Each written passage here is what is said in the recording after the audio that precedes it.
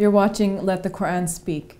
We've heard a lot about transplant tourism recently, in which people in the West go to impoverished countries to buy organs. Is this ethical behavior, Brother Shabir? We will discuss this now. Is it appropriate for people to buy organs from other people? I mean, does it depend on whether one's poor or rich? What are the specifications? In terms of Islamic law, there is a fatwa online that I came across where the scholars are saying that it's not permissible to buy and sell organs. Mm-hmm. What is the reasoning for that? I mean, this is also in line with many of the laws in Western countries as well. Yes. That one shouldn't buy organs, but one should donate it freely. Yes, and this too was the nature of this legal ruling from the Islamic perspective. They didn't elaborate on why it is not allowed to buy and sell, though they did say that it's permissible to donate under certain conditions, which we might have a chance to discuss. But we have a sense of why it is not ethical to buy or sell organs. It is something so personal that it should not be turned into a commodity that is bought and traded and repossessed. It's something that is freely given as an act of love,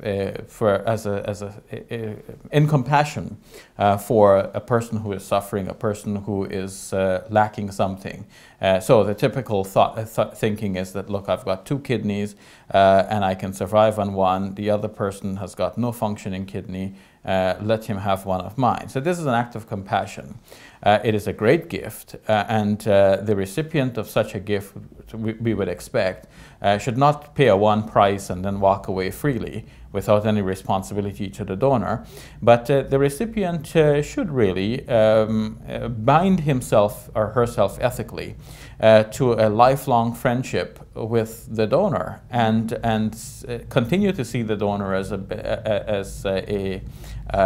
benefactor, and in some small but continuous way continue to show acts of kindness towards the benefactor. And I guess honoring the gift that is given to you by living a good and decent life. Exactly, because every day that you have in your continuous life should be a reminder that somebody has done this act of kindness to you, and you should want to continue to repay that person with some acts of kindness, however small. So it's not a one price done for all, but a continued life of gratitude. Mm-hmm.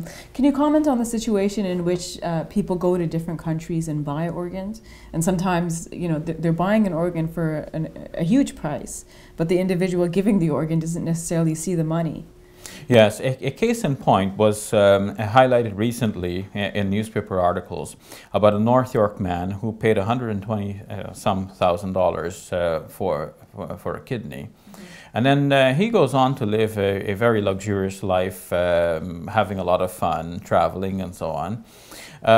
Whereas on the other hand, what happens in another part of the world is that persons in these well-to-do countries who receive these organs get the organs from somebody in some impoverished country. It may be Kosovo, for example.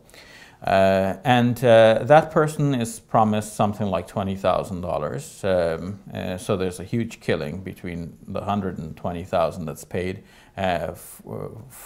through the whole process and the $20,000 that is promised to the individual who gives the organ.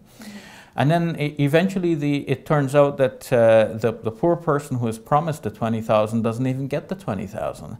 And there's hardly any follow-up medical care for that individual. The traces about them are even lost. So we don't even know who is that individual who donated the organ.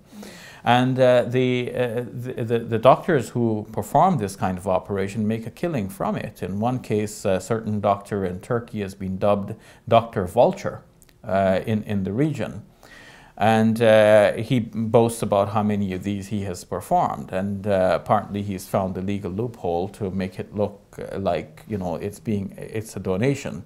The donor, the organ giver, is donating the organ, not selling it, and so he gets away without the legal repercussions. But at the same time, Interpol is looking for an Israeli financier who was a middleman in some of these operations, collecting the money and then arranging for the transplant to be done. Mm-hmm. Now, this is not an isolated incident. There are many situations like this in many parts of the world. Yes. Where people from the West go and buy organs. And in Yeah. many cases, the people, the donors, aren't necessarily given appropriate care, so that they suffer significantly after donating. Yes, and that's, you know, it's even worse in the case of persons who had no idea that this was going to be done. I mean, in the case when there was some kind of mutual understanding, that's one level. But another level was brought to light when a man showed up at Pristina Airport in Kosovo, and he fell unconscious. He had proclaimed, "Somebody stole my kidneys." And they found that his abdomen was newly cut. It turns out in further investigation that sometimes children are taken from orphanages and their organs removed and again sold in this kind of black market organ trafficking ring. So these are terrible events that we're noticing in our modern world, and it brings us back to... Someone has dubbed it the illegal harvesting of the poor, which Yes. is very, you know, a very scary term, but it seems to fit. Yes, and these are ugly realities that we're facing in modern times, showing that as much as we have developed in medical technology, we have advanced in science and in many different ways, but the development of the human character and spirit is actually falling behind. We are in fact diminishing in the great character that God has actually equipped us with, a character that should be expressing kindness and be the source of acts of generosity, is really the opposite now, and we're seeing cruelty and the taking advantage of the disadvantaged. Mm-hmm. So what does Islam say about donating organs? You've suggested some things initially, but maybe you can go into what the conditions are for donating an organ. Yes, first we should say that in classical times there was no sense of donating organs, because first of all there was no medical technology that will allow a person to do this kind of transplant. It was being done in the plant kingdom. It was noticed that you can actually take a part of one plant and graft it into another one and get a different result. You can increase the level of crops and so on in certain ways. So people were experimenting with these things, and this was known to be allowed. It's even mentioned in the hadith regarding the Prophet, peace be upon him, that he allowed for this. So it was only a matter of time for technologies to so advanced to now being able to apply the same principle with humans and animals.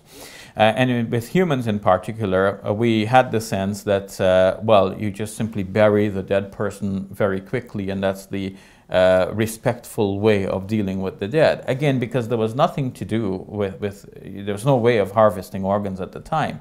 And cutting up the body would have been pointless and sacrilegious. It would have been wrong to do that. So that's what Muslims are accustomed to.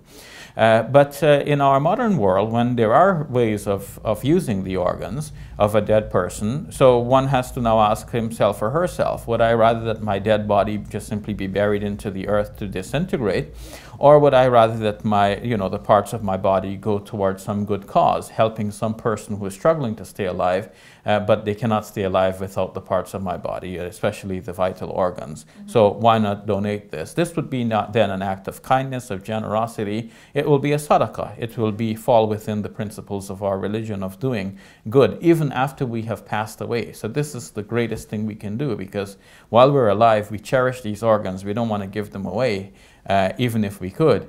And at least we can give them away after we die. So this is going to fetch great reward, I believe, in the life hereafter with God. Mm-hmm. Can one give an organ when one is alive? I mean, I know there's a principle that one must prevent harm to one's own body. Yeah. So how does that work? Well, what the scholars have said in that fatwa that I referred to, that religious verdict, is that if you will not remove an essential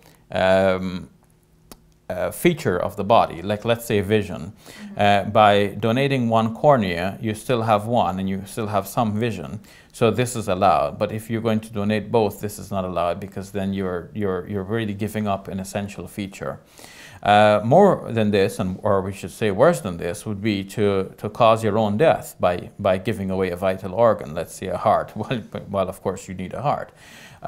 So you're not allowed to kill yourself to do that. But of course, if you can give, let's say, a kidney and still survive on one, a piece of the liver, and you still are okay. Blood, there is no issue because this regenerates itself, and any such thing that regenerates, and you manage very well by after donating. All of this should be taken as acts of charity, and there's no harm in doing them. All right, thank you for that, Brother Shabir. You're welcome. We'll take a break. When we return, we answer questions we've received from you, our viewers.